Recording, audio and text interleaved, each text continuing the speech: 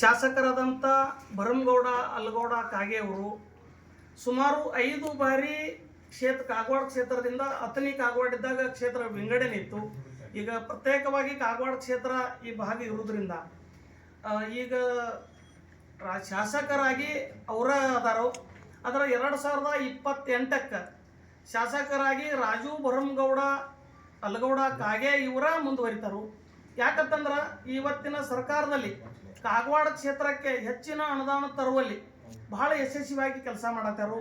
ಮತ್ತು ಈಗ KSRTC NWKSRTCದ ಉತ್ತರ ವಲಯದ ಹುಬ್ಳಿ ಉತ್ತರ ವಲಯದ ಅಧ್ಯಕ್ಷರು ಕೂಡ ಅದಾರ.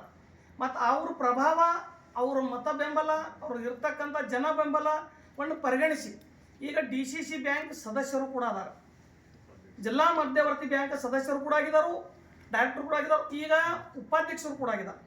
ಹೀಗಿರುವುದರಿಂದ ಇಲ್ಲಿ ಮುಂದಿನ ದಿನಮಾನದಲ್ಲಿ ಯಾರೇ ಮೀಡಿಯಾ ಮತ್ತು ವಾಟ್ಸಾಪ್ ಫೇಸ್ಬುಕ್ಗೆ ತಲೆ ಕೆಡಿಸ್ಕೋಬಾರ್ದು. ಅವ್ರು ಯಾವುದೇ ರೀತಿ ಅವ್ರು ಯಾರ ಮುಂದೆ ಒಪ್ಪಂದ ಮಾಡ್ಕೋತಾನಂತ ಹೇಳಿಕಿಸಿಂದ ಬಾಂಡು ಕರಾರು ಮಾಡಿ ಕೊಟ್ಟಿಲ್ಲ, ಯಾವುದೇ ಹೇಳಿಕೆಯನ್ನು ಎಲ್ಲಿ ಕೊಟ್ಟಿಲ್ಲ.